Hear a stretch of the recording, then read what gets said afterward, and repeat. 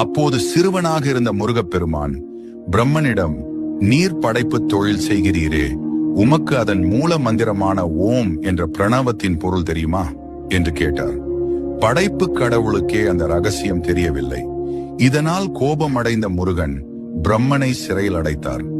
பிரம்மன் சிறையில் இருந்த காலத்தில் உலகை படைக்கும் பொறுப்பை முருகப்பெருமானே ஏற்றார். அவர் உயிர்களை படைக்கும் போது ஒரு விசித்திரமான முறையை கையாண்டார். ஒவ்வொரு மனிதனின் தலையெழுத்தை எழுதும் போதும் கர்ம வினைப்படி அவர்கள் அனுபவிக்க வேண்டிய இன்ப துன்பங்களை பாதியிலேயே நிறுத்திவிடுவார். அந்த பாதி எழுத்து ஏன்? தேவர்கள் இதை கண்டு குழம்பி, முருகா, விதியை ஏன் முழுமையாக எழுதாமல் பாதியிலேயே விடுகிறீர்கள் என்று கேட்டார்கள். அதற்கு முருகப்பெருமான் சொன்ன பதில்தான் ஆன்மீக ரகசியம்.